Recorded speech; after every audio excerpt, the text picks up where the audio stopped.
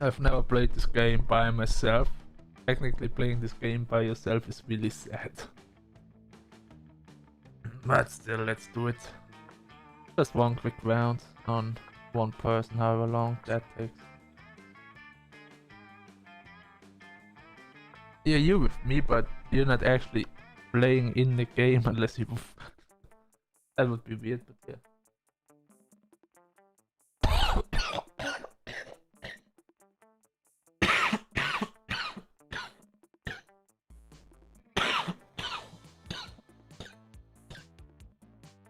Fucking water.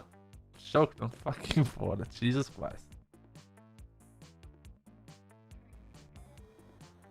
The sweaty myself was like,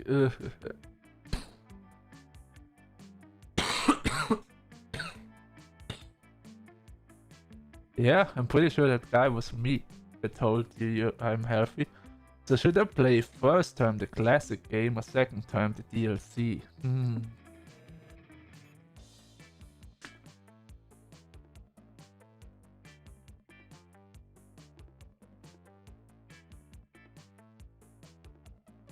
I mean, on the second term there's like 2 additional characters.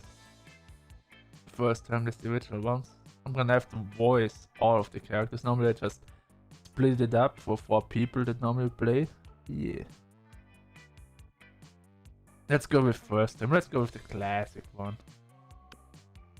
The full game, around 60 minutes I played by myself.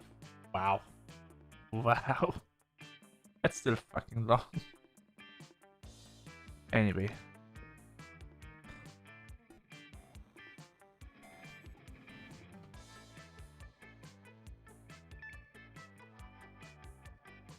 Okay, let's get into the game.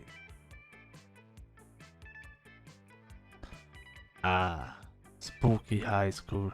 The sweetest years of our lives. Back then, we were young and unafraid. Sometimes reckless, sometimes brilliant, sometimes just stupid, but always willing to live life to the fullest. We were on a wild journey to discover who we really were. Who are you? That's my favorite.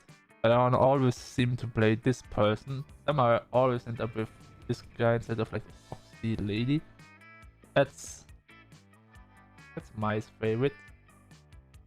I have no clue whose favorite this is. Probably no wait. Oh, that's Juana. Yeah, she's hot. I mean, literally, she's on fire. And yes, she's hot. That's like Juana. That's me. That's a person who never shows up. Oh yeah, we had this. Oh Jesus. Oh well, I guess I'm just gonna be me. Name? Yellow? No. Name is Sunny. And am I he? She? I'm a day. In this game I'm always a day because why the fuck not? Oh. So I'm gonna explain you how this game works after we're done. Like we're in the main menu game screen.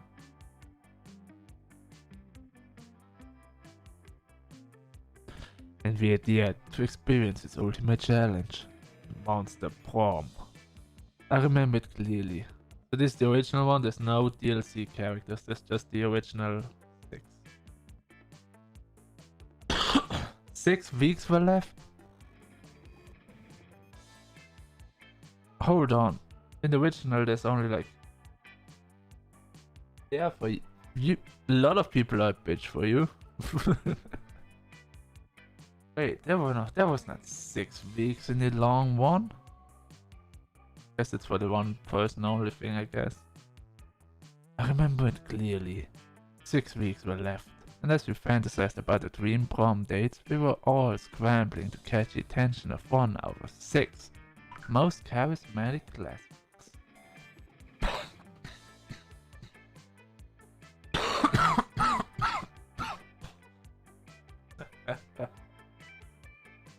Miranda Vanderbilt, 19. A sweet mermaid princess who was as cute as she was genocidal. Damien LaVey, 21. A fearless demon with a taste for destruction and a love of fire. Hell yeah. Scott Howell, 21. A werewolf athlete who compensated for his rather small brain with a stupidly huge penis. I mean heart. Liam the Lion Court, 400 something. A hipster vampire whose standoffish demeanor hid that he was truly a lovable dog. Polygeist, 22 question mark? Polyghost with an insatiable hunger for all the wrong things.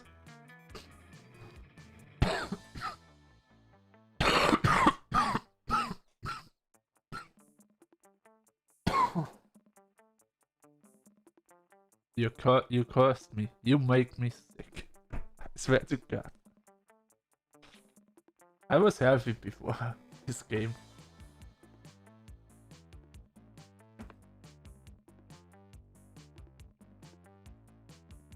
Yeah, I know. I'm sorry.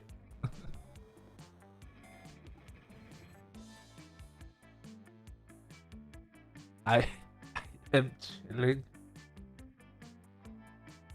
That's what I'm doing right now. I'm chilling by myself, playing Monster Prom by myself. And Vera Oberlin and Diffrey. A mean, self-made Goran with a merciless sense of business. It was clear it had to be one of them, but who?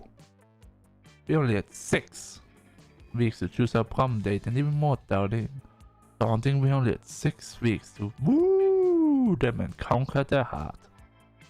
But as always said, we were young and unafraid, and we were ready to start. Which is a lie, because before that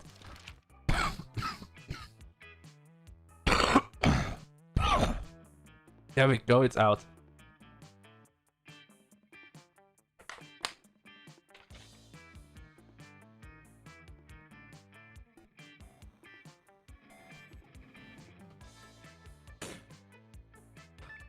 Before that, welcome to Monster Prom's stupidest pop quiz ever.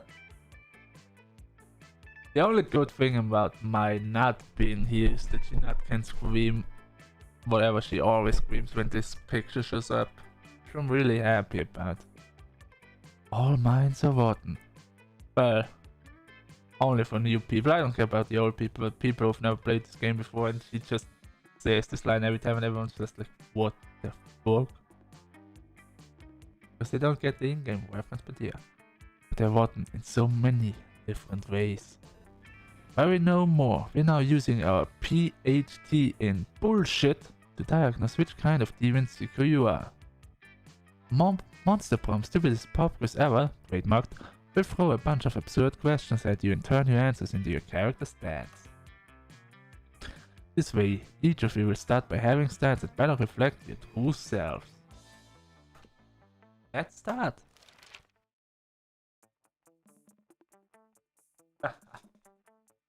Twitch plays Robot.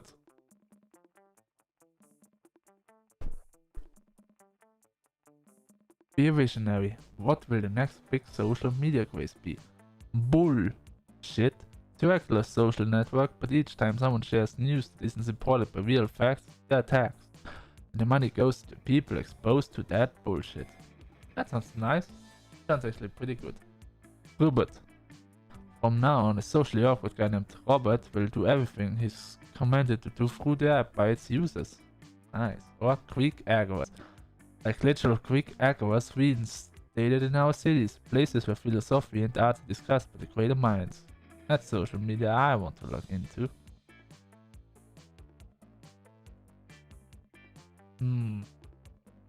I mean, bullshit sounds nice, but also Robert. Go through the app by its users. Let's go with Robert. So charming. Also, that's a nice picture. On the dollar sign there.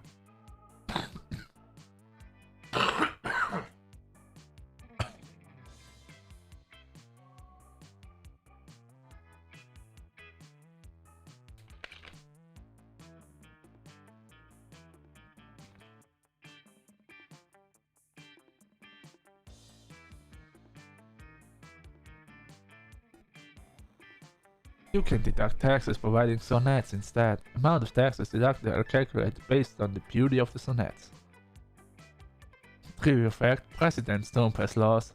So is this a trick question or you're just being an idiot? Or $1 bills will now include a picture of me and the inscription, beware, too much awesomeness. My presidency might last a day, but my fame will last forever. Let's go for that. So charm, oh my god, I'm going full charm build, oh shit. So in the DLC you can like choose twice, like get like 2 questions on this. So you have to go, you can go for 2 different people. In this one you go for 1. And yeah. So, you find a genie in a bottle, you can ask for whatever you want. What do you ask for? Seem to not be so cliched, a genie wishes so mainstream. That's obviously our hipster vampire. I don't ask for anything, I drink the genie from the bottle, I can grant my own wishes. Looks like pretty much bold. Yeah. Infinite confetti. Honestly, I'm not sure. A rainbow that you can eat. That his friendship. Bob, if asking for anything, he tried to negotiate up to the 3 standard wishes. So this is Vera. This is Vampire. This is probably Damien then. Who else do we have? Let me think. We have the party ghost, which could be infinite confetti. Which would make sense. But who eats a fucking rainbow? Who's left? Oh, there's a wait, where's the mermaid princess?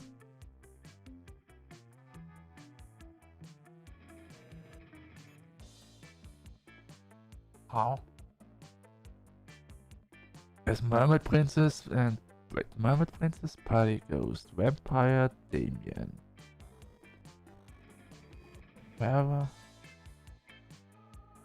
Oh. Well, what would I pick? What would I personally pick? Fuck it. We can date whoever we want. With date whoever we want, we can date the person pretty much. You find a genie in a bottle, you can ask whatever you want. What do you ask for? A rainbow that you can eat sounds interesting. His friendship. I do. Technically, I would be doing that, but I drink the genie from the bottle. Like, I mean, let's be honest. Before asking for anything, I try to negotiate up to the 3 standard wishes. That's the most normal thing to do. But let's go with this one. A rainbow you can eat is mermaid princess. So let's go for classic Damien. So I can do my demon voice. I have to voice all of them, but I love doing my demon voice. Tasha's gonna be like, what the fuck are you doing, boy? Don't do this. Okay, let me see. Wait. When I go on this. Oh my fucking lord. Look at that in the top. That's like.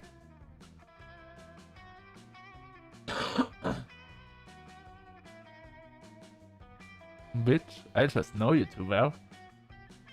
I said it before you can have it. Oh my, look at the amount of things you can do in solo player. Like normally that's like only like 3 weeks in this game if you play with 4 people, and now we have 6 weeks.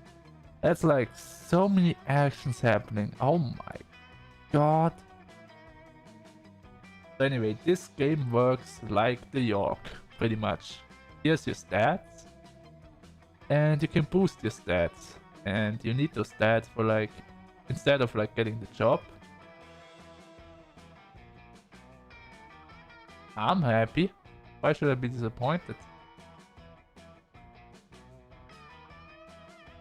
Anyway, I am very charming right now. I have smarts from wherever I get those from.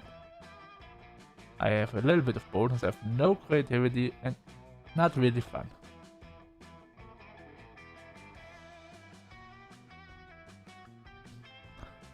So yeah, we're gonna boost our stats and we're gonna have a lot of interaction with Damien. Pretty much everything is gonna be Damien, Damien, Damien, Damien.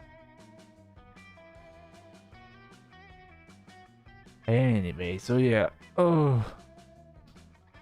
So let's back to me explaining you how this game works and why we should play it with 4 people one day.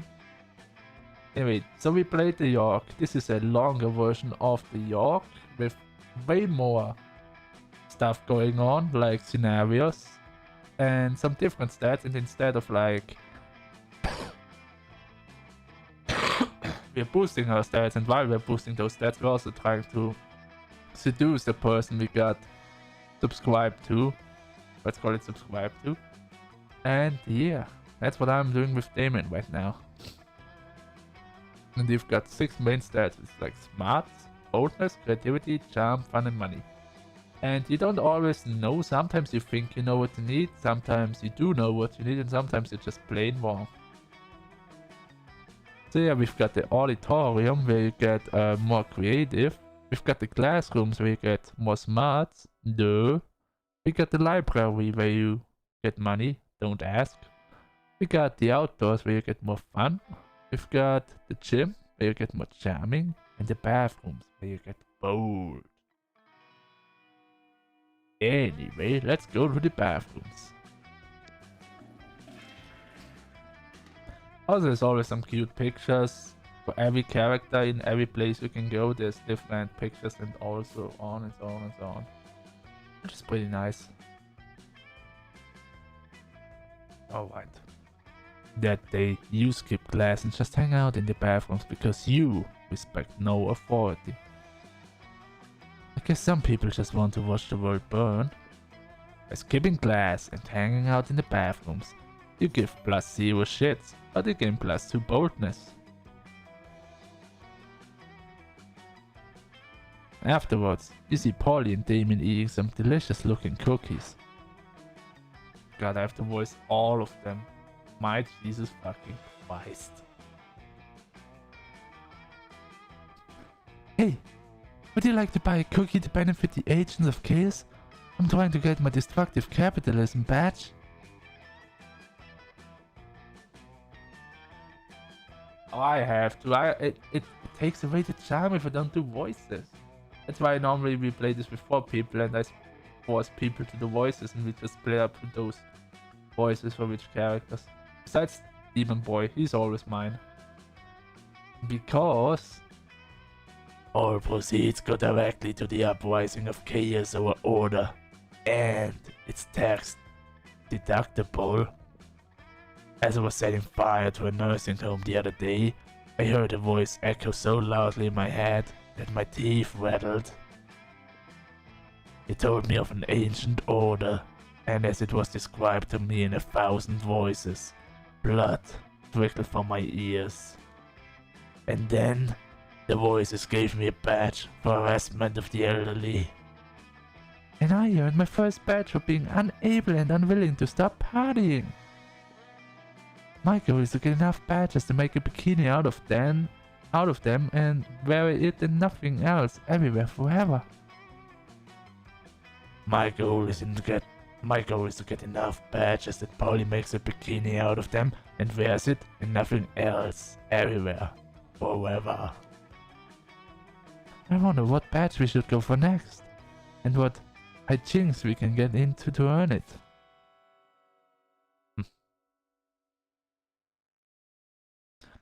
And now we get our choices. You know what's crazy and chaotic? Being single and partying forever destroy the institution of marriage, or chaos is always better with some sensible agony. Replace all the water in the school with swarms of mosquitoes. I think the first one where it needs creativity and fun, and we don't have that at all, and I feel like going with the second. Oh, not so creative! No! Fuck, have to go. I should have gone with the first one.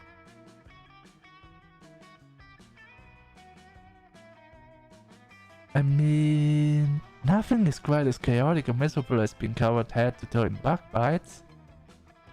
And I particularly love it because I have ghost skin, so there's no way I can accidentally be caught in the middle of this. Yeah, and if any of those little motherfuckers try to come near me, I'll just torch them. Miserable Minutiae badge, here we come! Go team!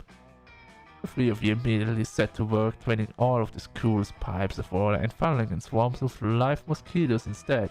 Yay! Students trying to take a drink of water suddenly find themselves with a mouthful of winged parasites still in the blood from their tongue and guns.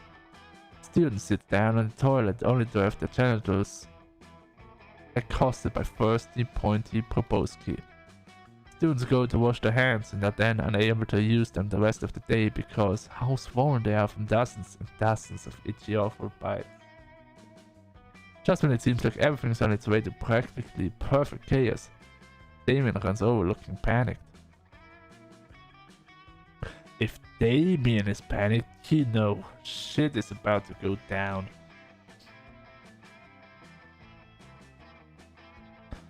Oh man, you guys. I'm so much fucking trouble right now. My dads are pissed. Apparently, mosquitoes are a really integral part of the torture in hell, and I was not supposed to borrow large swarms of them without asking. Oh shit. I hope you don't get grounded and miss the next Agents of Chaos camping trip. What are you gonna do now? Probably misdirect my anger, frustration, and rage at the nearest target. Wow! How do we still get a bonus in love while we fucked up? I have no clue, but nice. Well, that's your cue to bounce. You lose -2 smarts and -1 boldness. No! But also, yay? I don't know.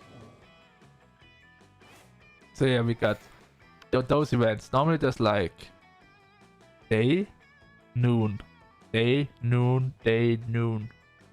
You sit on the table and you like just, I don't know, try to view your classmates. And yeah, and you got like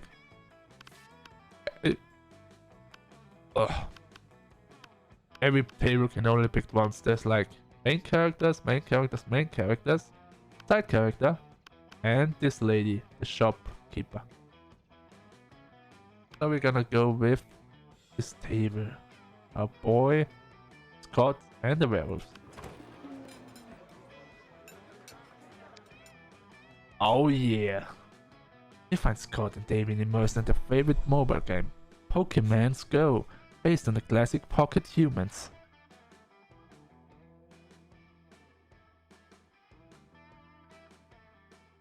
My regional boss refuses income tax audit. Oh no, Mullins and Roberts never saves receipts. It's super effective.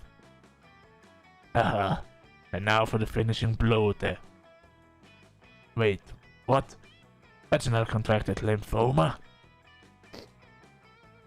Vaginal lymphoma deals 500 physical damage to him and 999 emotional damage to him and his loved ones.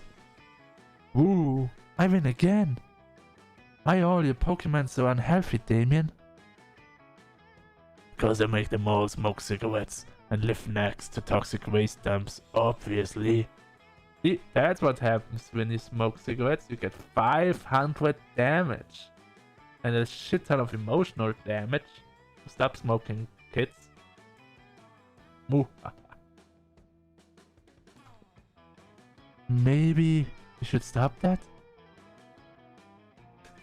No, no, you don't need more. You're damaged enough already, okay? You don't need more damage. You need more damage. Okay, wait, you're watching my streams, you're getting damaged by the second. Goddamn. Well, fuck me, okay. Maybe you should stop that? Where's the fun in that? Let's have another match. What are you two nerds doing? Nerding around? Nerd up, nerds? Whoa, Scott. Is that you? We didn't recognize you under all that nerdery. What are you doing playing a dumb video game for stupid babies? But Pokemon's isn't dumb. It's cool because obviously it's my fault. No way it's gonna Scott come up with anything. If you do, maybe you can score some points with Scott or Damien.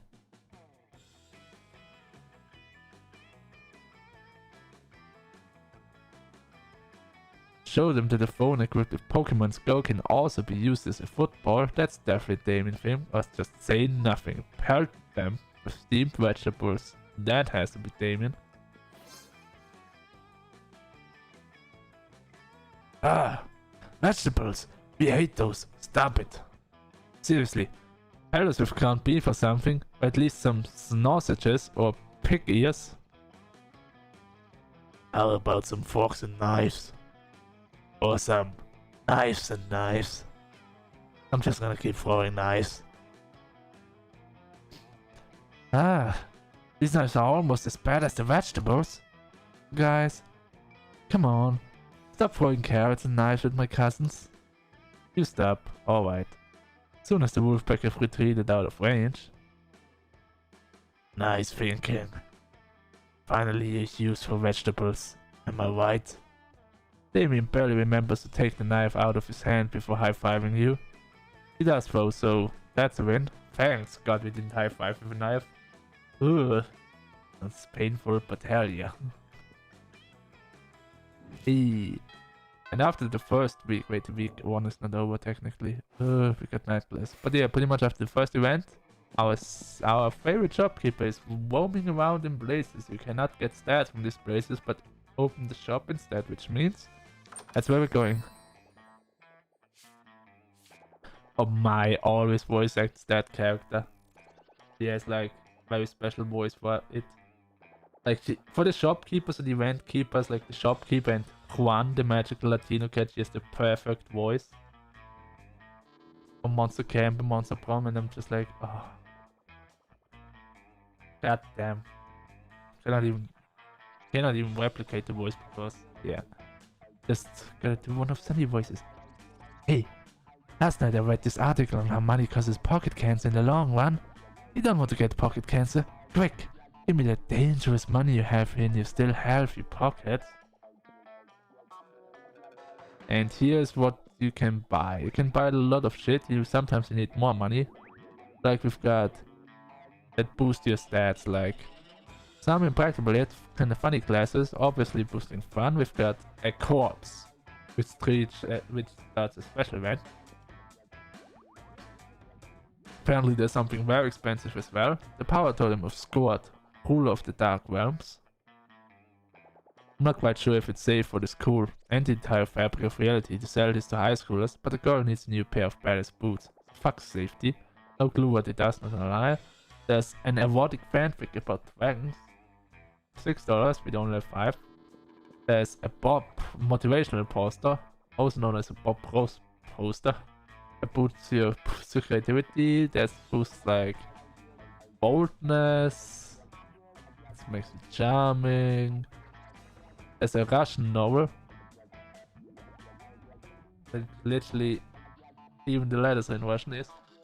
A Russian novel with an insightful approach to universal matters such as love and death. The present, my favorite one because it's for free. You've got a blanket with 2 holes, which is also starting an event. And we've got the hype station, a PR agent. Yeah. I'm gonna go with the gift that keeps on giving and pray to God there's something good in there.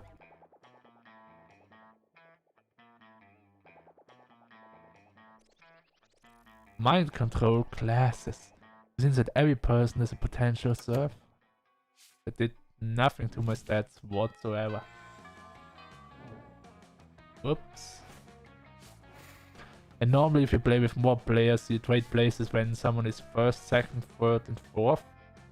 In like bizarre scenarios, but since I'm alone this is not happening, and in New York it was like always the same order. So what do I wanna do now? I wanna get more creative. I'm going to the auditorium. Look at my costume.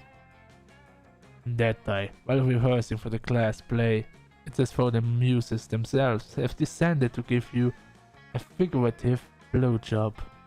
The performance is intense and inspiring. It will be remembered for generations, which is pretty rad by high school play standards. You gain +2 creativity. After you're walking along when suddenly a car skids to a hole just in front of you. It's not the most logical location for a speeding car to barrel through, and yet, here we are. Where ran Damien about? The work isn't bad. just not as the level it needs to be if you want to win this all-star drag race against a real badass hunk of metal. What's your plan to win, Damien? Just drive your car really fast? Of fucking course it is, Weber. That's literally how street racing works. And that may have won you the crown in the past, but don't work against Justin Darrington. Damien is driving the Thunderfuck 5000. And I'm driving Nancy, a pile of shit I lovingly cobbled together out of every car I've ever destroyed, either in a race or just literally destroyed via arson or whatever. And Nancy. Yeah, she's a bitch. That's why we love her. Nancy can take on anyone, anything, anytime. The Thunderfuck 5000 is an electric car. Nancy runs on the juice of literal, actual dinosaur corpses. What could be more badass than that? I don't know. Maybe running on pure lightning? Nancy's a piece of shit, Damien. Deep down you know that she does not have what it takes to win us this thing. Seems like this drag race is pretty important to the two of them. And that they're not going to come to an agreement of their own. Looks like it's up to you to be the voice of reason. Attitude is everything, but Nancy will never embrace her inner fierceness with all of our criticism. Come on, Damien, let's give this car a makeover. Well, you're right, Nancy is amazing, but you can't quite make the grade. We need to crossbreed her with a faster car. Fuck. First one. Not so creative. God damn it again! Not creative enough? Fuck me. I'm already fucking this up. Yes. A makeover is exactly what Nancy needs to drag Justin Darrington's Thunder piece of shit 5000 to hell and back. After all, the key to winning any drag race is car's uniqueness, nerve, and tire tread year. I'm not 100% sure that there's a direct correlation between their cars, attitude, and speed, but I do know that I'm fierce as hell, always look amazing, and do tend to get whatever I want, whenever I want. So you may well be onto something. The three of you get to working to get the cars look beats for the gods. By the time you finish buffing the exterior, vacuuming the seats, and adding false eyelashes, Nancy is looking incredible. This is the ultimate race car. The Thunderfuck 5000 can suck my dick. Can actually. It's one of the improvements made from the Thunderfuck 4000, which could only give mediocre handjobs. God damn, I need that car right now. The Thunderfuck 5000 sounds amazing. I mean, what? Who cares, Weber? Damien hops into the car and slams on the gas pedal to metal. To the metal. Full out, no marking, full speed ahead, zooms off. It only takes a few laps for Damien to realize. Wait a second. This car isn't any faster. How could this have failed?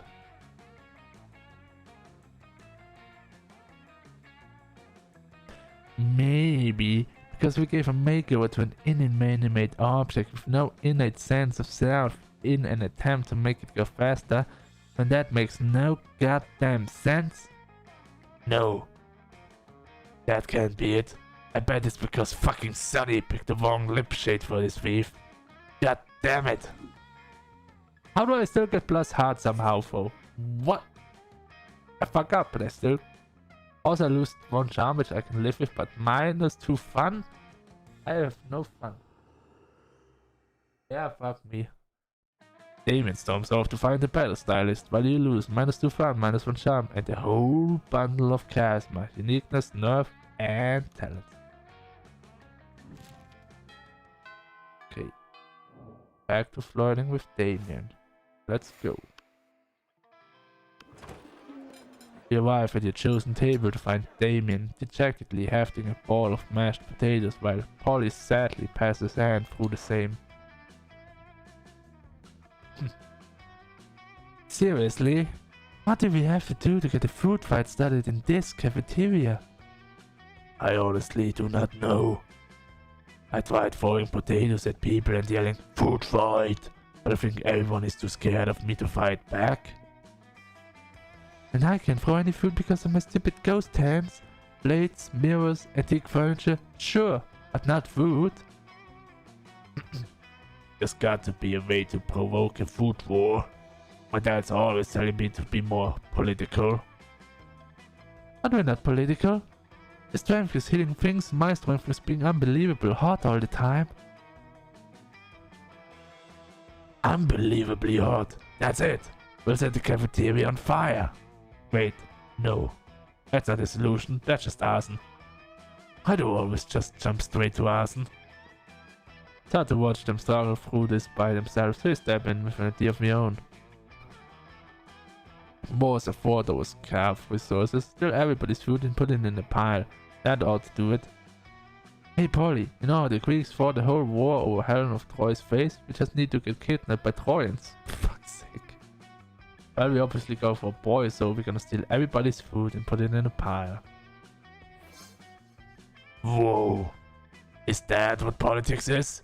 Beating people up and putting their stuff in a big pile? Nope. That's what the police does for the politicians, but yeah. Yeah.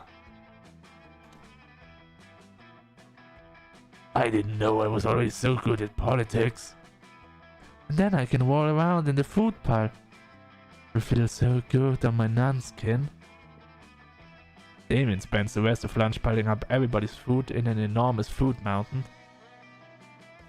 Hungry students are soon swarming the mountain, trying to grab what they can while Damien pelts them with fire and knives from above. In a panic, the students turn on each other, fighting with the only weapon they have, the food in their hands. Haha, food fight, food fight. I think a fight like this is how I died. The casualties are beyond counting, but no one will ever be forgetting that food fight anytime soon. Hell yeah. Evening. Do I want to get another gift? I'm gonna get another gift if the ladies here outdoors. Let's go. Ah, good old Sunny. What is going to be today? Oh, you have no gift for me? Oh, fuck. Oh, by the way, there's also the worst product you can buy in this game. Never buy it. It doesn't anything good for you. I don't even know if there's a story to this item. But there's this used tampon.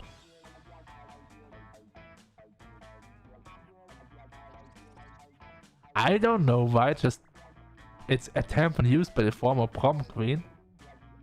You know, for good old blood weight also, in case you're just a creep with unhealthy obsessions. Don't even dare ask me how I got this. And yeah, it literally destroys all your stats. Yep. I honestly gotta say, yeah. So I'm gonna get the badass tattoo for boldness. You know what?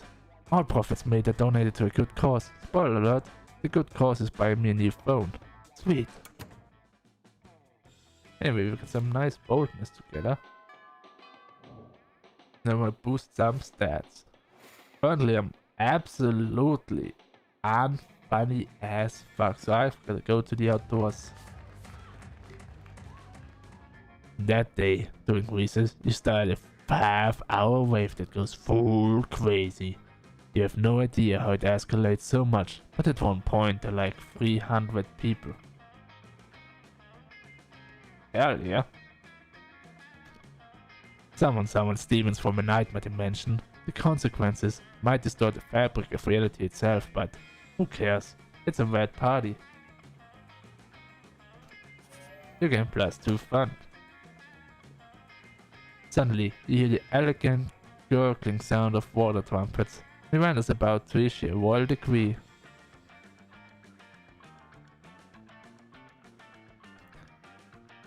I, Princess Miranda Vanderbilt, grant you permission to speak casually with me for a short period. You're welcome. Fuck yeah. You're awesome at speaking casually. Let's do this.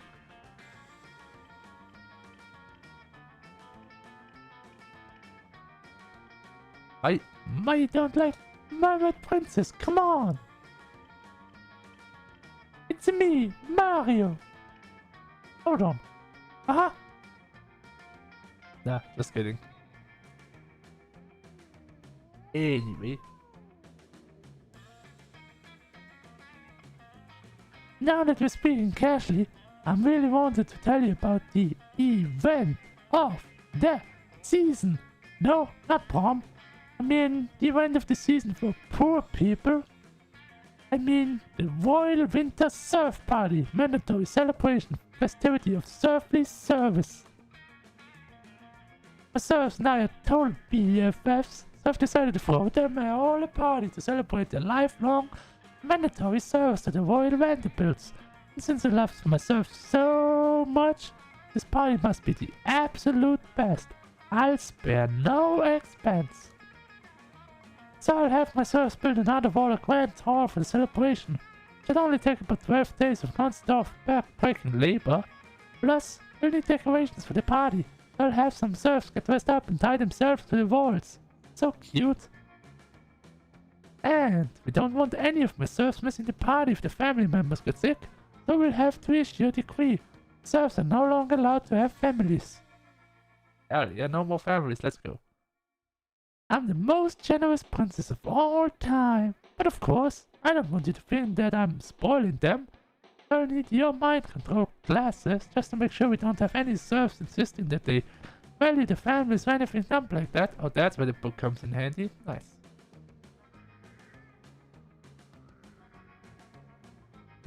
You hand over your mind control class tape to Miranda.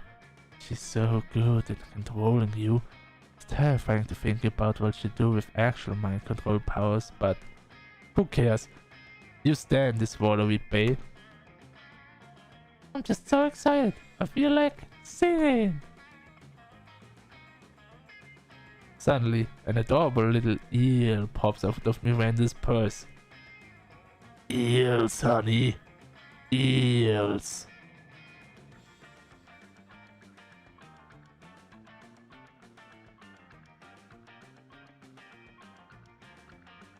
Yeah.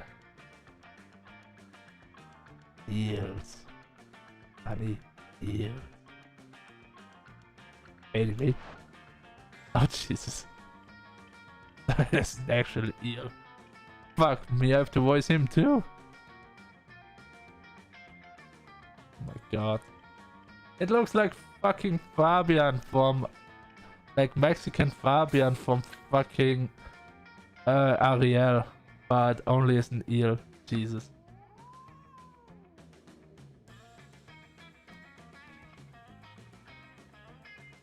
I mean, I guess that's where they got the idea from.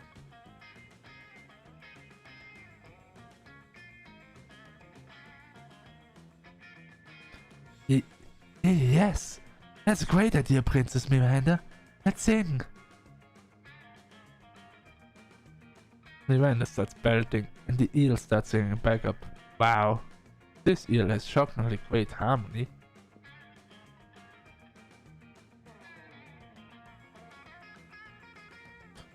Oh my god, are we actually doing this? Oh, fuck me. The seaweed is always greener in a democratic state. My loyal serves all of my exceedingly high tax rates. Under my rule, servings no better. They'll serve me forever. Now go eat your cool.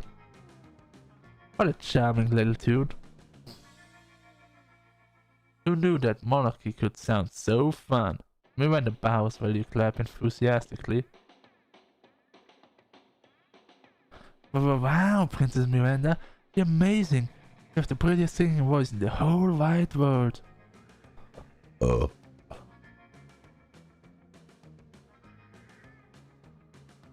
I know, right? My execution serves made sure that no one in the whole country was a better singer. Now, let me introduce my song, sir.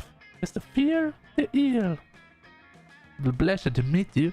I'm the luckiest eel ever because I get to help Princess Miranda plan the winter surf party. That's right.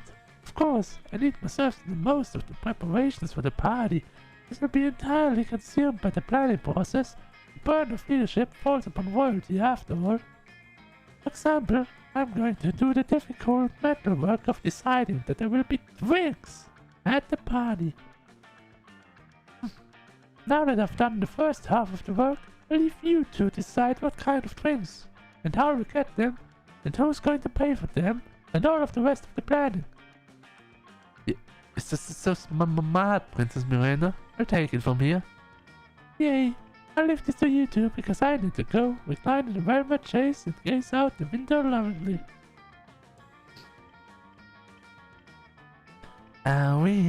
What an amazing opportunity! For the death of the princess? Wait. What?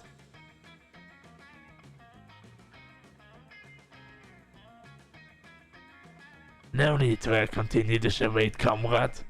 The tyrant is out of earshot. The Vanderbilt serfs have united together in hatred, and after our years of pain and toil, we shall finally send the princess straight to the depths of watery hell. Let your loathing boil to the surface as we plan her demise. This foolish party she has planned will be the setting of our assassination. And while I care not what drink fills the punch bowl, be sure not to partake. I will add in a massive dose of poison to the beverage, ensuring that all of the princess guards will be deceased by the time the party is through. The revolution is here. I take my leave, comrade. May you dream of the end of tyranny, the end of monarchy, the end of Princess Miranda.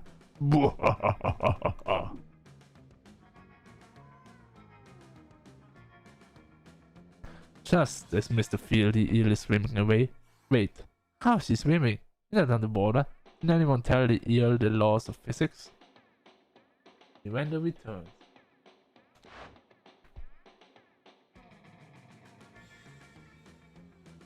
I'm back. Ooh, the tasting was so exhausting. I assume that you finished planning the drinks.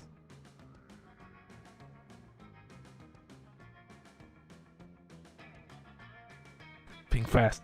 It will break Miranda's heart to know her serfs are plotting to assassinate her, but you can't let her die before prom. She's the only one with a hookup for an underwater limo.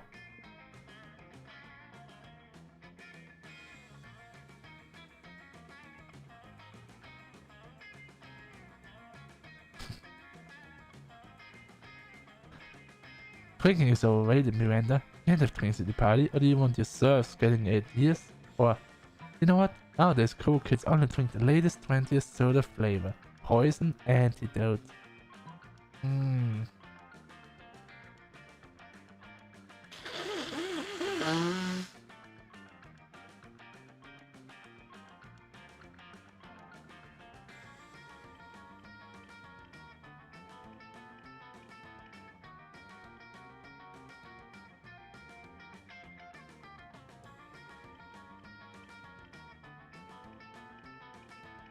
I'll try the first one. So bored. Yes, I know it. Oh, let's go. Serfs with ideas? That's terrifying. Oh, except for my idea having serfs. But it's different because I told them to have ideas, so really, all of the ideas are mine anyway. Anyway, you're absolutely right. The serfs should not drink at the party, and just to be safe, maybe serfs shouldn't drink at all. Yes. I officially decree that the consumption of liquids will now be legal for all Vanderbilt serfs. You gently point out to Miranda that sometimes living beings need liquids to survive. Food, water, shelter, whatever. All my serfs need is my generous and compassionate leadership. Wow.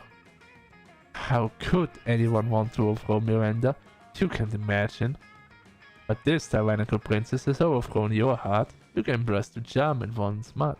Let's go!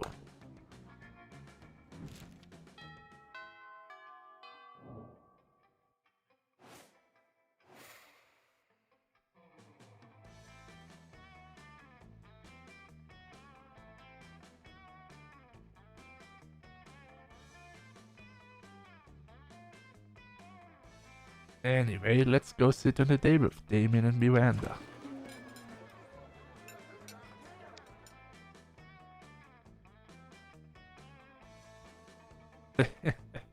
Interesting.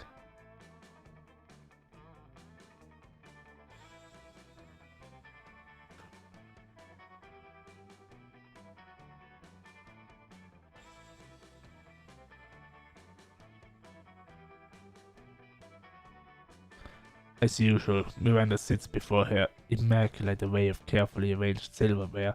Damien, predictably, is examining her biggest knife. So, this is the one for killing people, right? What? Good heavens, no!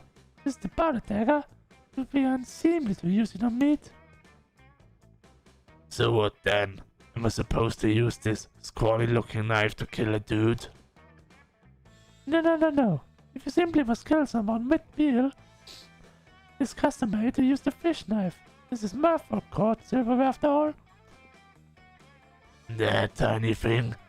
I might as well wait for my victim to die of old age. It is usually how it's done in my kingdom, yes. That or poison. This is ridiculous. Yo, you there. Which knife would you use to kill a guy? And don't say the fish knife. The fish knife. Or a spoon? What, you need blades to kill people? I like how they just give you the option the fish knife first, one straight up. First you read the fish knife. No, we're gonna simp for our boy and the spoon. What do you need blades to kill people? Holy shit. That's so much more metal. Why didn't I think of that? I guess when the only tool you have is a knife, every problem looks like a problem you should stab with a knife. Thank you for opening my eyes to the world of silverware-related murder. But which spoon? This is very important. Do you mean the teaspoon or the dessert spoon? Perhaps the caviar spoon? No. None appropriate. What about this spoon here? The one with the jagged edges on it? Oh, you mean the murder spoon? Of course not. That's for hard-boiled eggs. Damien nods thoughtfully but pockets the spoon when Miranda's not looking. Looks like this school's about to get a lot messier. Hell yeah, messy. Duff. Well, I need fun. More creativity, but that's where the shopkeeper is so fun.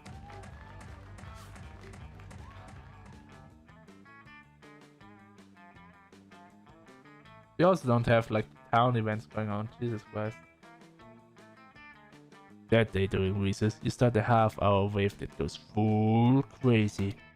You're casually chatting with Juan, the small magical Latino cat. You start telling him that hilarious story of what happened last summer at Monster Camp. Which is also a game, by the way. You know which one. The one involving the beehive, the blow-up doll of the president, the penguin mask, and the mystery of the Goblin King. Slowly, lots of people start joining you to hear the story. By the time you say where the Goblin King was, 100 people or so burst into hysterical laughter. You turn on a mobile app that captures all the laughter and turns it into blast to fun.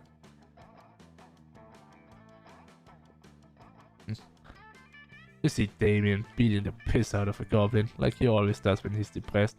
You go and ask him what's up.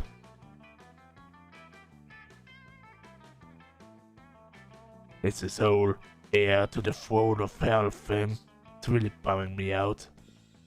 I hate being a prince of hell, and I'm gonna hate being a king of hell even more. I mean, how am I supposed to rebel against authority when I am the authority? Not even beating the piss out of this goblin is cheering me up. Damien continues to beat the piss out of the goblin, but certainly isn't in it. I mean, is there anything bad I can do as a king of hell? Literally anything.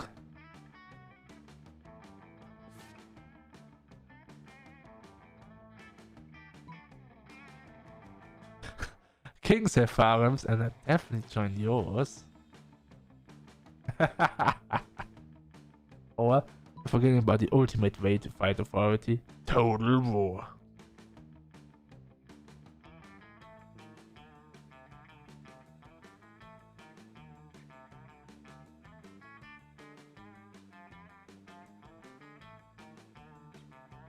Well, I just gonna snap some really quick.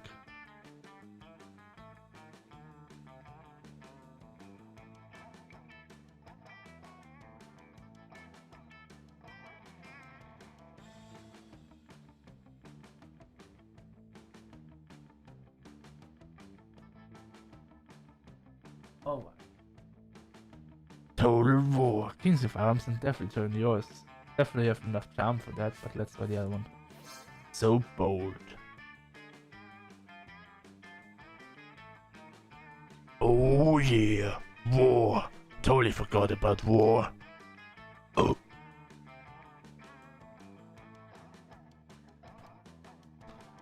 Probably because my dad has such lame asses. They keep going on about, what's the word? Diplomacy? Diplomacy? Am I saying that right? Diplomacy? Whatever. I'll have it taken out of the dictionary when I'm king. Suck on that, Webster. Damon's so excited, he even stops strangling the goblin. It sends you a message coupon as a thank you. The game plus 2 smarts and 1 boldness. Nice. The smarts is going up. Let's go.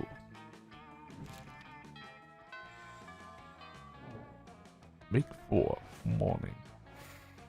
I wanna get more creative.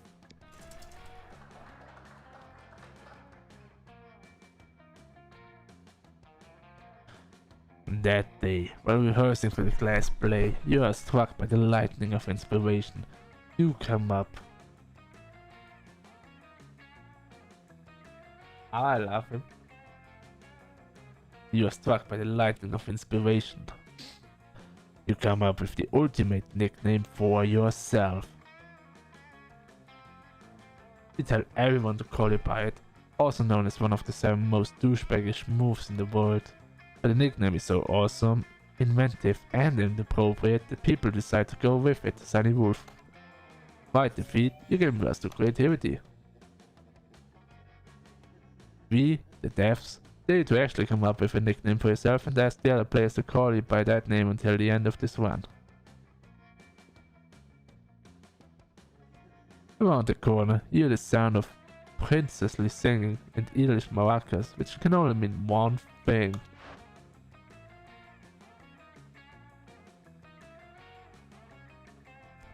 Oh, Mr. Fieldy Eel, I'm just so excited for the Winter Surf party. I could sing? Oh, I guess. I was going to say that I'm so excited I could burn down a medium-sized village. But singing is a great idea too. Let's do it. Oh, let's go. A whole new surf. Mr. Fieldy Eel harmonizes perfectly with Miranda's feudal ballad. A whole new surf, for you have served me through and through. As your feudal lord, if I get bored, how can I replace you? I give Miranda and her murderous eel a standing ovation. You were already standing, so technically you just started clapping, but it still counts.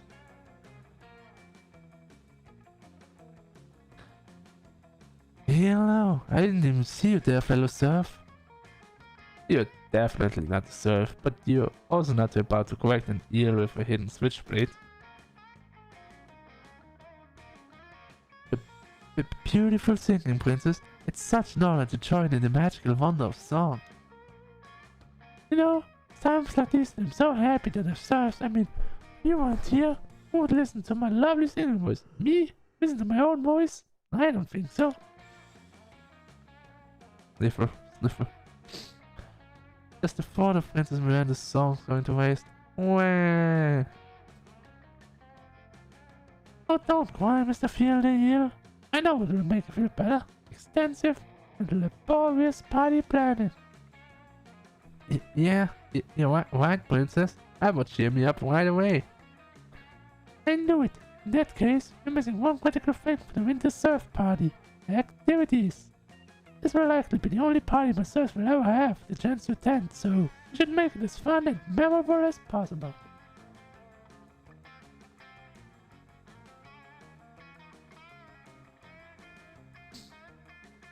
Owie! I'm just bursting with ideas. For princess, you can please shave the princess's neck. Each surf could shave your neck with their sharpest sword. Doesn't that sound so adorable? Oh my god, I love it. Everyone will admire how hairless my neck is. I mean, my neck is already hairless, but I guess if everyone used the sword in my neck, it will be even more hairless. Or we could take a special princess pit and fill it up with the cutest animal. Feral panthers.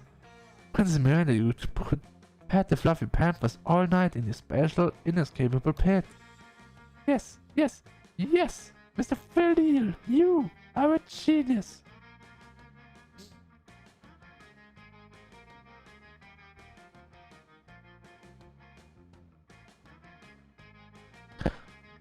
Or we could simply sit it down on your cloudless throne and read aloud one by one a list of the atrocities and injustices you have committed until Poseidon himself might sit down. Down with the Mer Kingdom. I mean, I love you, princess. Aww, Mr. Field, so precious. I didn't even know peasants could be this cute. Anyway, as I was saying, wow, butterfly. Miranda abruptly leaves to chase the butterfly, but wait, that means you're alone with... Salutations, comrade. You've done well to weather the tyranny of the Vanderbilt so far, but fear not. The day of their demise fast approaches. The hero princess is falling into a trap, just as we intended. She thinks she's just choosing a party activity, but she will actually choose the method of her own death. Ha! The irony is as delicious as the sweat of the Proleria. Oh.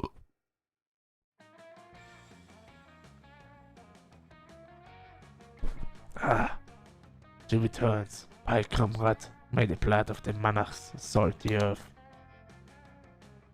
I mean, farewell. Hehehe. Aww, party planning can be so stressful, but I feel so much better after vivisecting the butterfly. In fact, the most beautiful part of a butterfly is its gorgeous, glistening stomach innards. Oh, did Mr. Field run off again? Well, whatever. His party activity suggestion was just so perfect. I can just use one of them, unless you have anything better in mind. Impress Miranda with a killer party activity. Well, not literally killer. Ideally, you're hoping for something fun, family friendly, and assassination proof.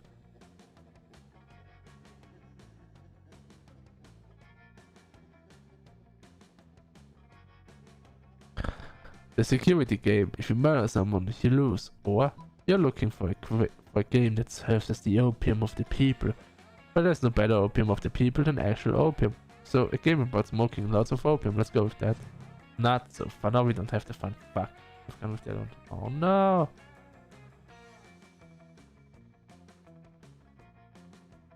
Oh. Are you suggesting letting the serfs as the opium riches of my kingdom? Opium is a regal delicacy. It was created to help rulers distress from difficulties of constantly having our whims catered to. Serfs couldn't handle such an experience. What could they possibly feel stressed about? Plus, we allow serfs to partake in all of our finest delicacies. How will we differentiate the serfs from the royalty? It will be madness. Ugh. The serfs wanted to try opium. Why did they choose to be born poor? Miranda is deeply offended by lack of class distinction and decides to punish you by gentrifying your apartment building. You lose your favorite neighborhood, bodega, as well as -2 creativity and -1 charm. No! I just got that creativity!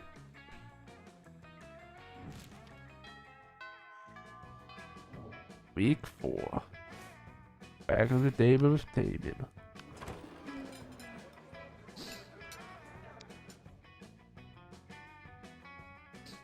You come upon Damien sneering at Miranda's elaborate silverware spread while her eating serves chow down obediently at the neighboring table.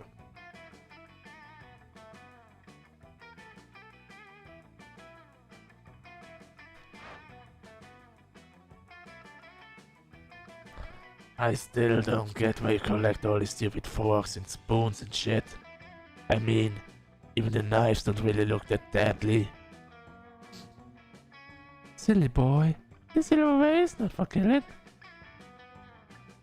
Things can be for stuff other than killing. That's lame as hell. Basically useless. I mean, you don't even eat. The serfs do it for you. Well, of course they do. But they're not using any of your silverware. Naturally they aren't. Serfs must use with their hands. As better as befits the lower classes. So, you're saying this silverware collection has no practical purpose? Things have practical purposes?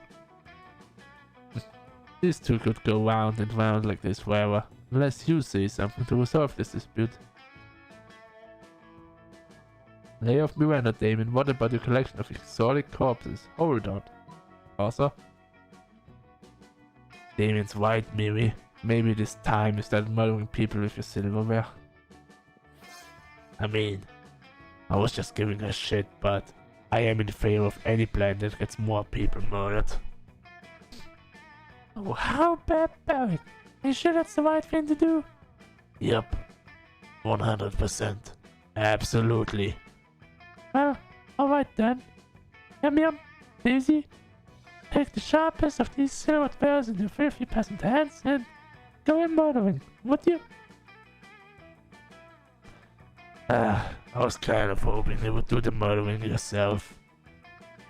We're living in an age when a lady can't outsource her senseless murders to her servants. I don't know what the world is coming to. Fair enough. As long as the murders get done, I guess. I don't care. Everyone even outsources some silverware, but to you and Damien as a team, it really brings you closer to each other. Hell yeah.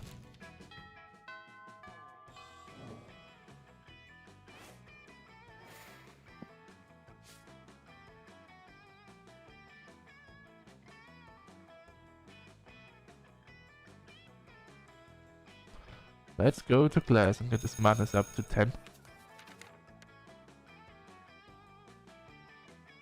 We're just like, oh, why is this little guy on our body? We don't know the answer. No.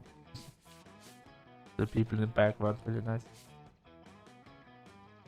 That day, you listen to your elders and learn valuable lessons. Sometimes, after all the monster nonsense and the dating gimmicks, you forget that attending class is supposed to be the primary activity at this high school. You can't blast too smart. Later, you see Damien packing a bag. I'm going away for the weekend. To detention. I have fucking detention. Again. Why? Just because I rigged the teacher's lounge door with booby traps that poured silky piss on whoever opened it. I mean, I didn't even set anything on fire this time. Let me spill the tea. This school is strict as fuck. Anyway, just brainstorming some ways to keep things entertaining beyond fucking ditching. Do it, just fucking ditch, do it.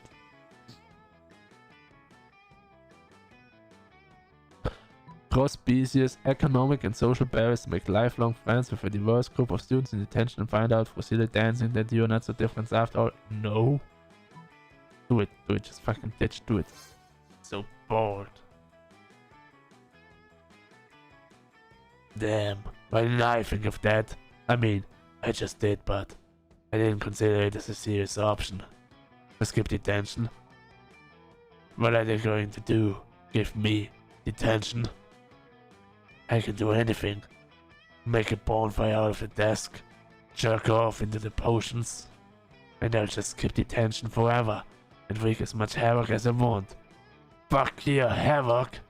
Well, You may have created a monster, but at least he's your monster. You gain +2 smart and +1 boldness. Hell yeah, we're smart and bold as fuck. Now we have to get the other stats up, so he actually wants to date us. We definitely need some charm. We're going to the gym where the shopkeeper is. Fuck me. Okay, time for a wave. We spot Juan, the small magical Latino cat who seems a bit sad. Also, that's why I used to call Juan the small magical Latino cat, because of the game, and he was so confused why I'm calling him that until we played this game. That was fun. He explains to you that he's worried people are so used to calling him Juan the small magical Latino cat. Now everyone defines him only by his size, magicality, ethnicity, and species. He's more than that. You correct him. You don't see him in such simplistic terms and convenient definitions. It's just that there are around 23 other different Juans in the school, so adding all that to his name is quite necessary. Tell him you never forget about him and the crazy adventures you both lived together in Monster Prom's prequel, Monster Middle School.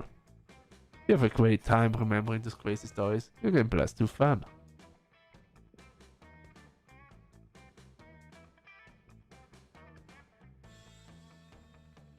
The moment that ends, the sound of masculine energy, if it had a sound, fills the air.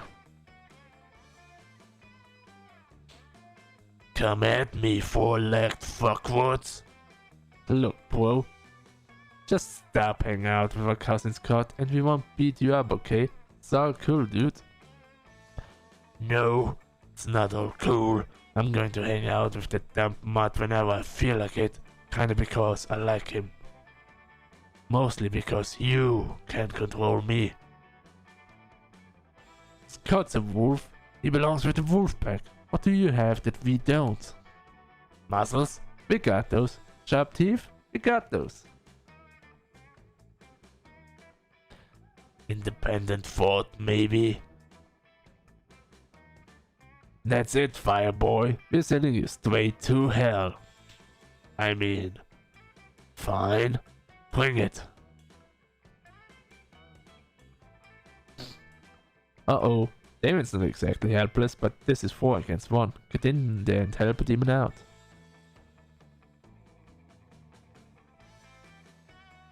The hell am I supposed to choose here? Guys, what are you talking about? Damon is a werewolf or rap battle.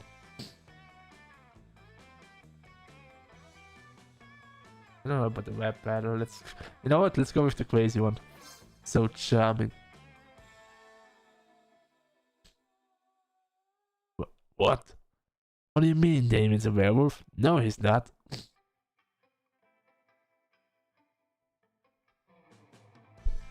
No, I totally am. I mean, there's no full moon right now, right? Right? So, what are you when there's no full moon? Not wolves? Right. If someone was a wolf when there's no full moon, it'd be just a regular wolf. Or a wolf, which is a wolf that turns into another wolf when there's a full moon. Right. So, werewolves are not wolves when there's not a full moon. Now then tell me, what am I right now? Not a wolf. Exactly. What? Damon, bro, you were a werewolf all this time and didn't tell us? How humble of you. Sure. Some might say I'm very cocky because I only brag once every full moon.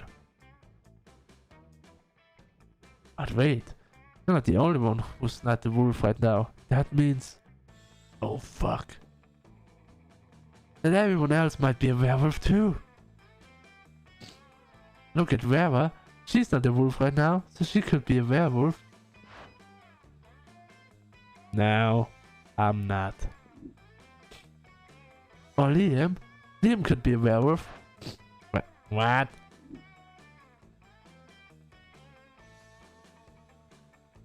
Look at the tree over there. The tree isn't the wolf. Right now, maybe the tree is a werewolf. The tree the tree gives no response to that assumption. May that mystery remain unsolved. Sorry, Damien, we gotta go. We need to find out who else is a werewolf. Glad to know you're one of us. We're scheduled to smell each other's butts at 5 PM. We hope you join. Damn. That was so stupid, even for their standards. Those dumb mutts will probably figure it out eventually, but until then, I owe you one. Yup, that one is one prom date. You can +2 fun and +1 boldness.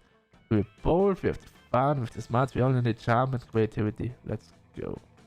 There would be an easy way to get money, I would do it, just to like buy that fucking Latin accent. Oh no, I made a Bob Ross poster. Anyway, where's Damien? There he is. You find Damien and Vera contemplating a huge slab of unidentified prime meat. Alright, Damien. I know we had our share of disagreements during this convoluted poaching expedition.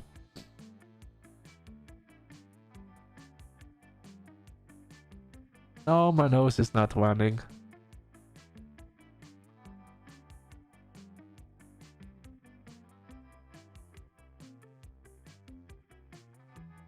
Like when you told me to not bring all my knives. But I trust we can now put our difference behind us and enjoy the fruits of our labors. You mean the meats of our labors? Yes. Together we will enjoy this raw, bloody cut of meat. It's a symbol of our... Wait. Raw and bloody? You mean you're not even going to try using fire on it?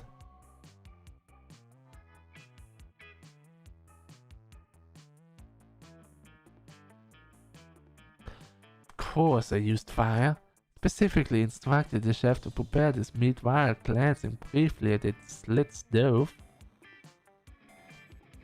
Did the fire ever, touch the meat? What would be the point of that? A cut this fine can only be eaten ultra rare? Like hell it can. You wait here while I get my culinary flamethrower. Damien, please, let's be reasonable about this. What is reasonable?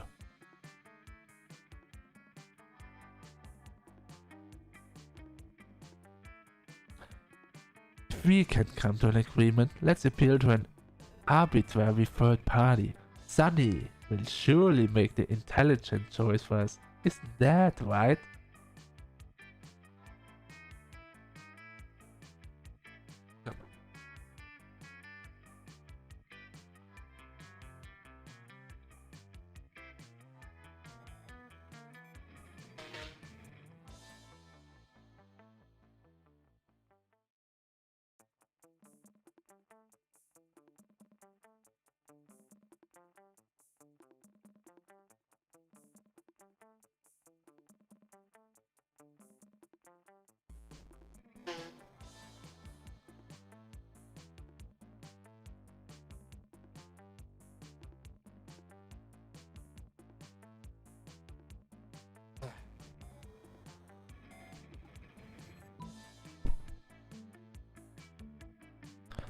The only correct way to enjoy steak is after its charred remains have been retrieved from a burning building. That's obviously the right answer for our boy Damien, but it's also my word. The steak is too cooked already. Rub some ice on it and douse it in blood. Quick.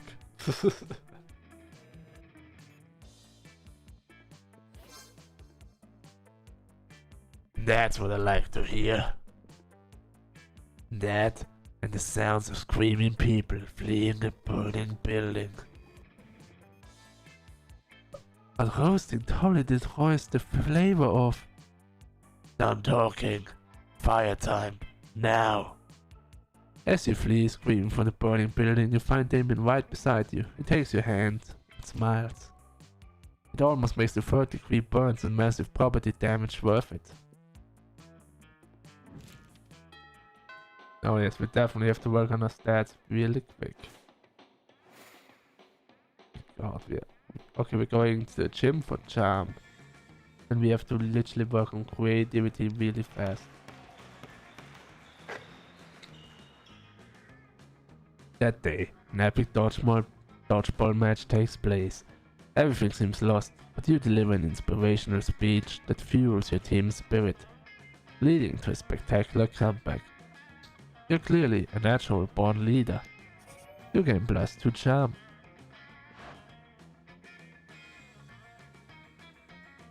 You see Damien about to punch some noob when suddenly a dimensional portal opens between the two of them. Hey, what the hell? I was about to punch that noob.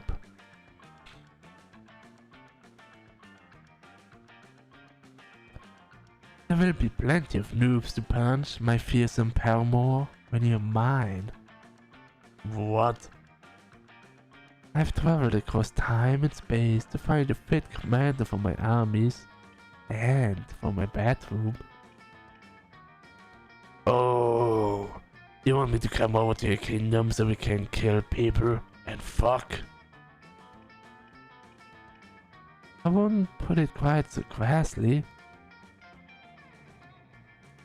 Well, I would, and that sounds stupid in hell. Which isn't hard because hell is lame, but still.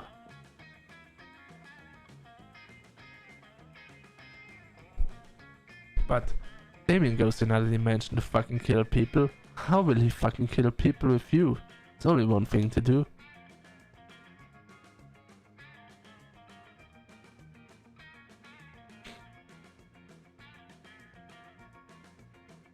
Show Damien a picture of the prince's armies wearing clown shoes and assless chaps, or defeat the prince's entire shitty army using nothing but a colander and grapefruit. So bold, let's go.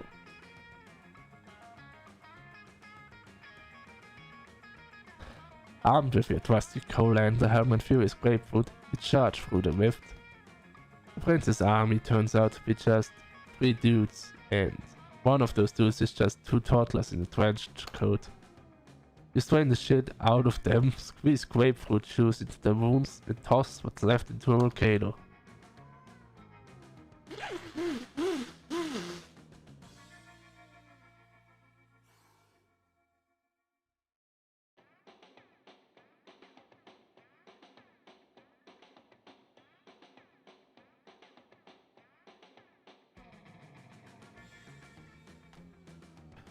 Oh yeah, you hear sassy sounds. And what's more, you livestreamed the entire thing for Damien to watch back home. When you get back, he's applauding. Holy shit, that was wicked. I've never seen someone be so gracious with a grapefruit. Screw this interdimensional a-hole. I want you to teach me about using limes as an offensive weapon. The prince links back to his kingdom to recruit a new shitty army while you teach Damien the mysteries of citrus fu. Gain +2 charm and +1 boldness. Hell yeah, we've got everything besides the creativity. Let's go up with the creativity. It's auditorium, what? Yes. Good. That day, while rehearsing for the class play, you did a terrific job at acting. You act so hard that some of your classmates in the audience throws roses at you. 7 roses to be exact. Damn. Roses aren't a valid currency or stat in this game. Anyway, you check your converter app to see if this could translate into something a bit more useful. It seems 7 roses equal 2 creativity points. Sweet, you gain +2 creativity. It's later, when you're minding your own business and definitely not doodling pictures of Damien in your notebook. When you see Damien making his way over to you, and at which point you definitely do not need to hide your drawings. Oh, he's wearing the outfit. Nice.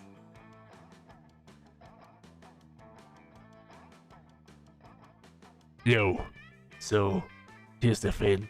You know how I think most people are pretty much 100% awful fuckdoors? I actually think you're only 70% awful fuckdoor tops. In fact, I actually think you're kind of rad. I've been meaning to get a new tattoo, since nothing's as rad as intentionally sticking needles into yourself to create a permanent image on your skin for fucking ever. And I thought maybe we could get matching tattoos if you can get up with something rad for us. That sounds nice.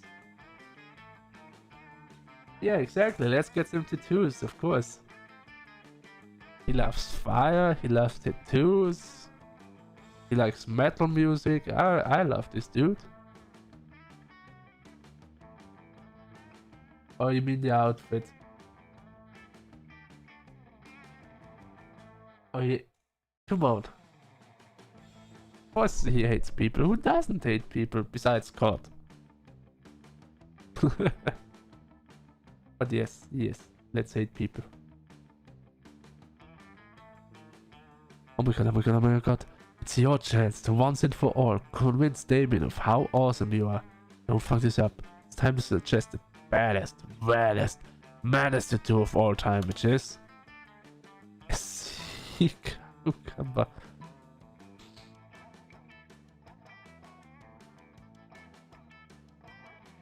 Or no, I cannot fuck this up.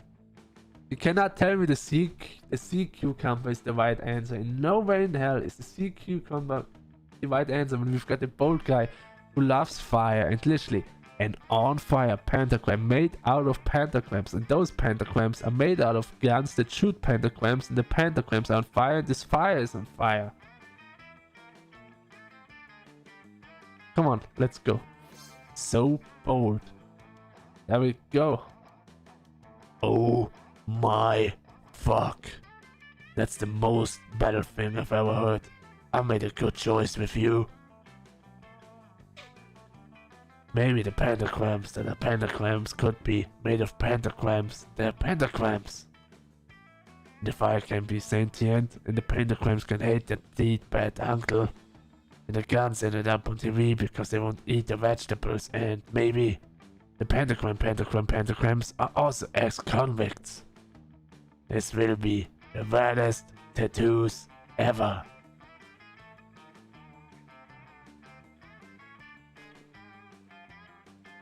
So let's go get them right now and have them on both of our bodies together forever. What? You're about to get badass matching tattoos with Damien. This is the baddest, coolest, dopest, most lit thing to ever have happened, and now you will be tied together for eternity. You get the sickest tattoo of all time, as well as +2 boldness and +1 charm.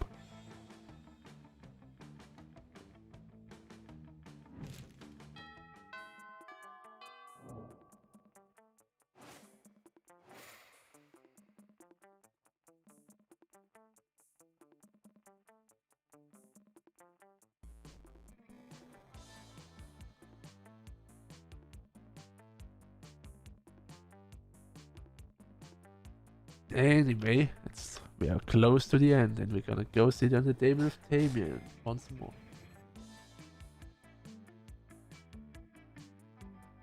I know. I guess I don't know the percent amount, but yeah, fair enough. I mean, as long as it's fine actually, as long as you don't get like a stupid matching tattoo, like something small or something nice, even if it's big, but never ever tattoo like a letter or like the whole name of that person into your fucking body. That's like the stupidest thing you can do. Exactly what I'm talking about. It's like the worst partner tattoo you can get like, I don't know, matching moon or sun and moon or anything, whatever, but don't get your names each other tattoo. That's the stupidest shit you can do. Get a red tattoo, like the pentagrams, shooting pentagrams on fire that's on fire and shit like this, but not fucking, I don't know. You know what I mean, yeah. So yeah, anyway. Only cool tattoos.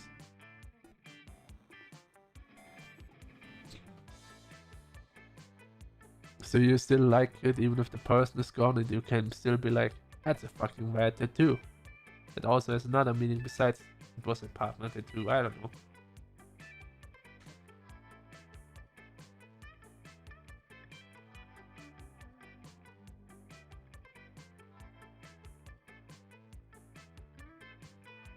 Yeah, maybe, I don't know. I never had the problem, and I don't plan on having the problem.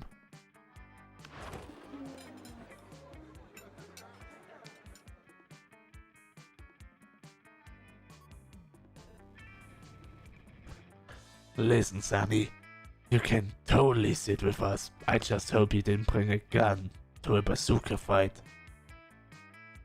Yeah, we're showing off our best flasks. Well, not the best flask exactly, but the best contents.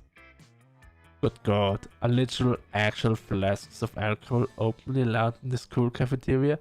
Are there no rules?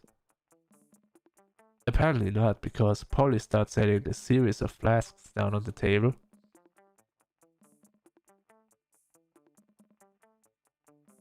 Okay, so this is beer, my VC wine, whiskey, ethyl alcohol, the soul of an infant. Ha! Weak. This is radioactive absinthe. This is fire. And this is literal poor life choices.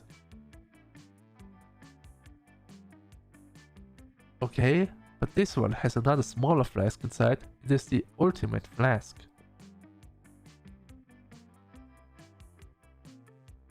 It could probably go on like this for goddamn ever. Maybe you can cut it with the craziest thing of all. But think carefully about whom you want to impress with flask contents.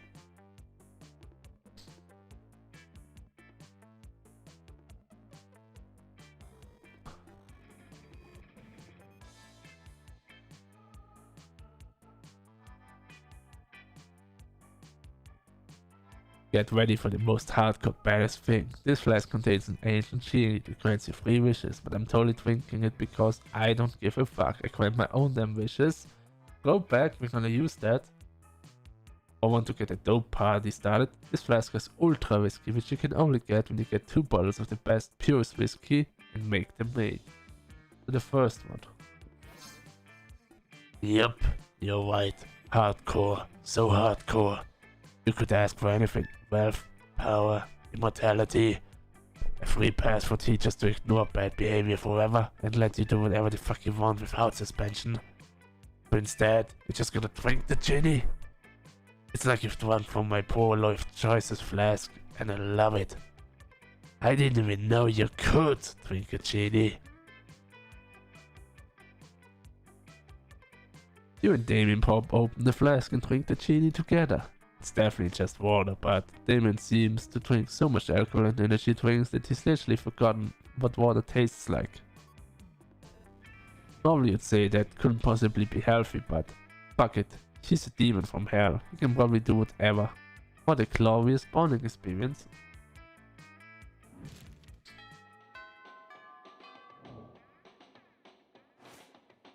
Also, the shopkeeper is not here, and the last one, nice.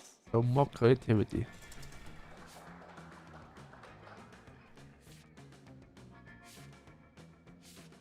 That day while rehearsing for the class play, you weren't especially good nor inspired. For once it seems, you aren't getting the classic creativity boost from the auditorium. But afterwards, while talking to your classmates, you saw having trouble conveying your point in a discussion, you decided to convey it through music.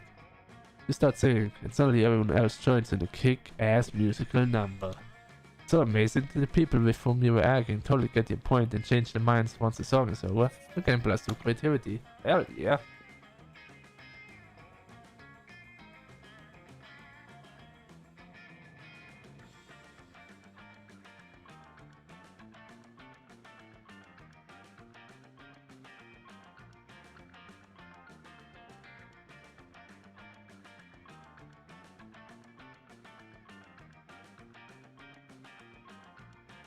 After advising her with the party tricks and activities, Miranda decides to officially invite you to join her party planning committee. Of course, Miranda's invitation is an official draft notice, including death threats for refusal or tardiness, and an armored guard detail to fetch you to an immediate emergency meeting.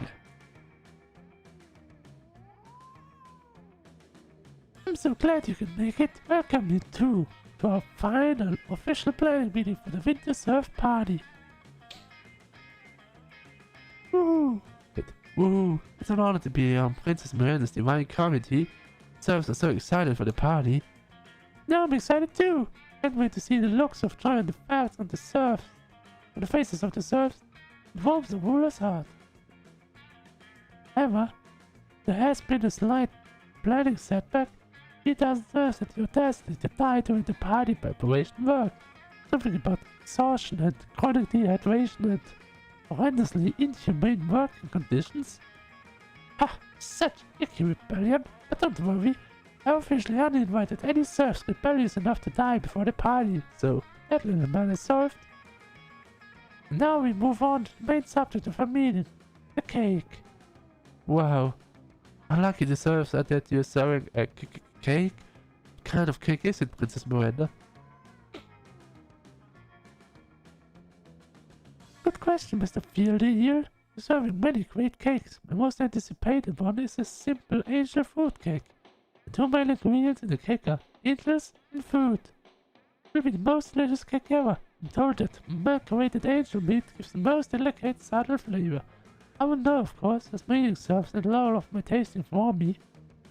Holy barrels! This cake sure sounds heavenly. Princess, you get my joke? But since the cake will be the centerpiece of the whole party, simply tasting delicious won't be enough. Once I saw a man hop out of a cake at a bachelorette party. I'm not sure how he lost all of his clothes, but the effect was incredible. Yes, we'll need some kind of marvelous surprise inside the angel fruit cake. What kind of surprise would excite the serfs? Perhaps a copy of a Merkin, of Constitution, signed headshots of the beloved princess? Or coupons for the punishments? What do serfs you like? But Princess, you've been working so hard planning this party. Why don't you let Sunny and I come up with the surprise? After all, you deserve a surprise more than anyone. Oh, Mr. Fieldy, I couldn't agree more. I shouldn't have to work hard on anything, ever. But I don't want to make it too easy on you, so I reminded the cake contains 2 surprises inside. Each one of you should come up with 1 surprise. Oh, I assure you, Princess, you'll be surprised. Your face will be painted with a shock so intense that the bells of justice shall finally ring across the watery valleys of the Mer Kingdom. Perfect, that's what I'm going for. Well then, I'll off to go put them a party guillotine. Don't worry, it's only for tiny serfs. Here, Comrade Fear is here, the leader of the Mer Rebellion. Once again, I've leveraged my political position with the princess. The stage is set for a coup. This party shall be the start of a new age. An age of reason, an age of freedom, the age of the new Mer Kingdom. Shall use this ridiculous cake surprise now to plant the deadly and vicious assassin inside the desert itself. When Princess Miranda slices into the cake, our assassin will slice into her. Freedom to the serfs, death to the princess. We shall toast to the rise of the proletariat. Mr. Fieldy is such a party pooper.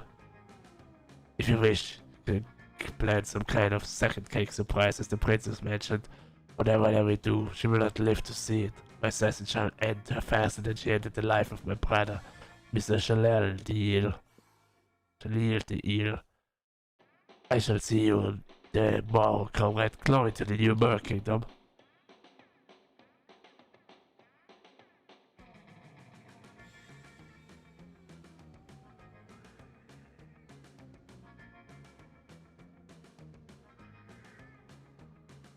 Mr. Fieldy Eel slithers away. Quick! Come up with a counter surprise that will neutralize Mr. Fieldy Eel's deadly cake assassin. The assassin's crime and orders called him out committing regicide, crime must hate regicide, while very convincing propaganda in favor of royalty. Not so creative, god damn it, my creativity is not good for this shit. Fuck. at the end of the game, literally, I fuck up. I hope he still dates me. There's no way that you can write convincing political pamphlets yourself. You get a D- in last semester's propaganda class, so you turn to the most easily influenceable people you can think of. Children. With weeks teaching a world awareness class to a group of 6-year-olds, the students turn in their final art projects, macaroni and grand pamphlets explaining why the Vanderbilts have a divine right to rule the people, own all means of productions, and administer the death penalty with no checks or balances. Pamphlets are sincere and convincing, but they spend so much time focusing on the dangers of communism that they really neglected to focus on their spelling. Are these pamphlets even legible? God, children are such idiots. Stuff the pamphlets into the angel food cake right alongside Mr. Field the Eagle's assassin. You cut your fingers in the raw macaroni and lose -2 creativity and -1 fun. No! Well, the monster prompt was near. So here's the options at the end. You can go with the one you wanted to date. You can date a random person, which I would not recommend. I don't know. Or you can go with none of them. And maybe get a special ending. Yes, no, maybe we'll see. Depends on what you did. Or get a special ending with one of the people. Anyway, Damien. Ask Damien to the prom. Yes.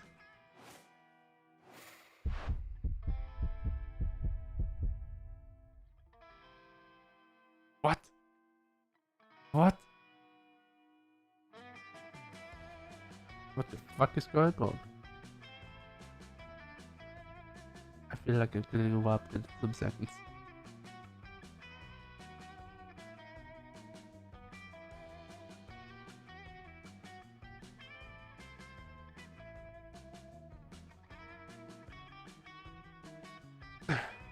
Never mind.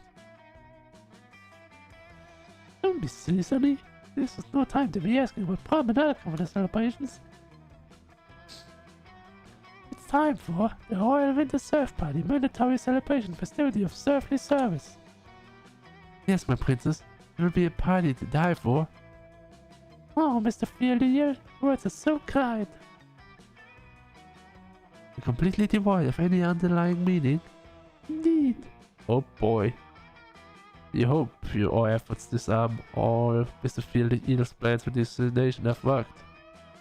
Say if the party happens and your plans fail. Been such a lazy and stupid party planner that you weren't even able to stop an assassination. A rebellious faction from the Merc Kingdom serves their vices and then surrender with no mercy.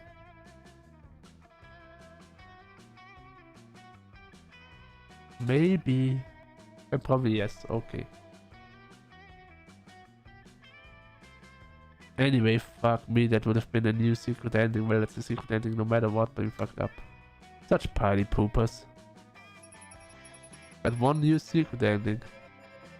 I didn't even get to that Damien, even though I worked so hard for him. Sunny, most likely to be a sleeper age just waiting for the code word.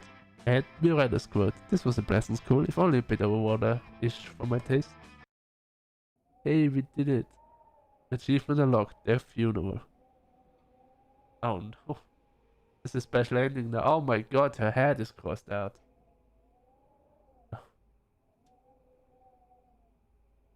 Miranda died. It was hard to deal with. It reminded you that life is something precious, always to be cherished. As you never know when it will be gone. There was a lot of discussion about the Merc Kingdom coup.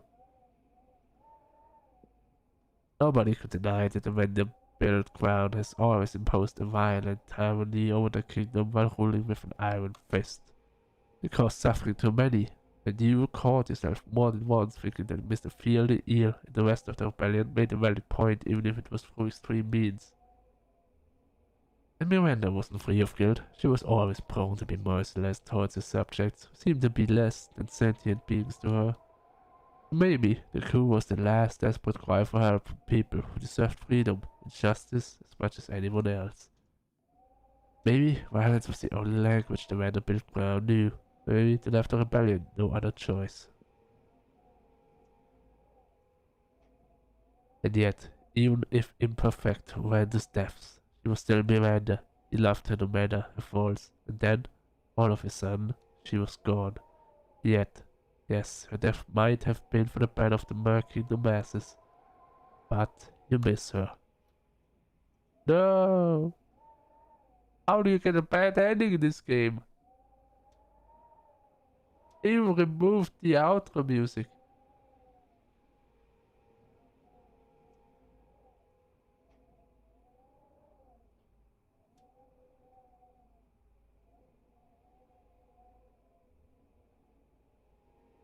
God damn it, Jesse.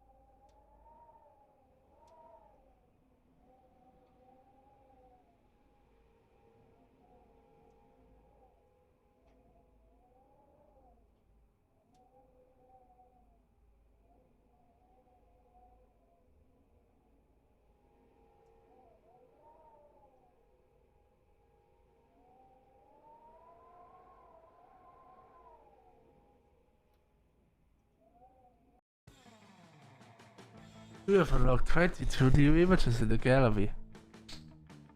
How? I know there was like the bad ending where you just cannot go to prom. Like, you ask someone out to prom and get rejected in like the worst way possible. But I did not know that the main character can just die in the end. There's gonna be a funeral and shit instead of the prom. Like, what? What? Well, we got a lot of gallery picks because of that, I guess. Like, there's that ending, or that one, or that one. Wait.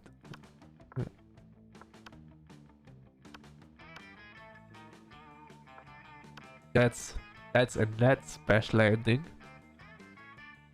that she got once. I remember that ending. Oh yeah. Hell yeah. Yeah, I got that one. Also got that one. I came around. Oh yeah. There's the corpse ending. I forgot about that. If you buy the corpse, you can actually date and fuck a corpse. Don't ask. And 7. There's like, that should be the good ending, I guess. That's the bad ending of it. Oh no. Got that. Polaroid. You. My purple dog.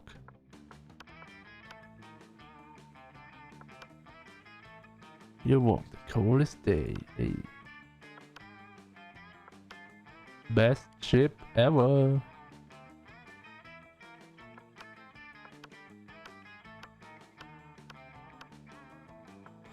Oh Jesus, that's where all the pictures are.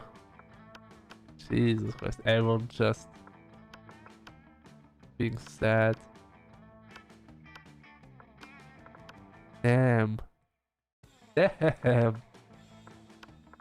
That was... Is the shop lady? I know that is Vera. That's Coach. That's character. Polygeist. I mean, she's already... I don't know. Oh, it's Dahlia.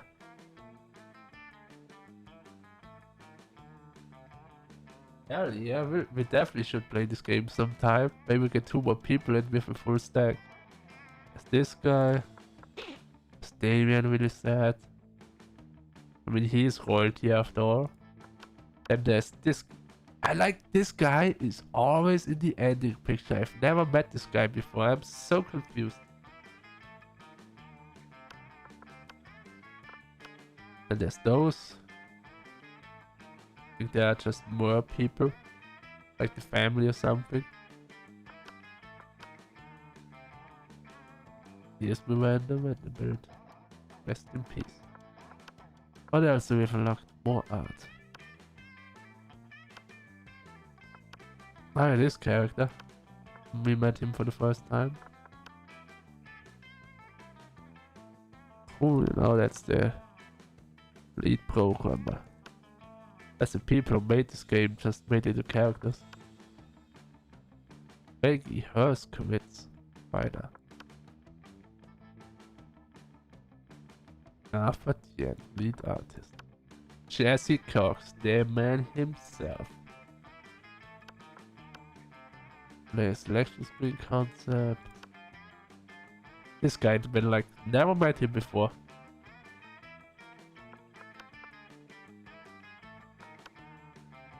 Sorry, there's a lot of pictures, but never mind that. And there's fan art. Hey. Anyway, he wanted me to... What happened to the game? Oh, there's an update for the game now. Lol.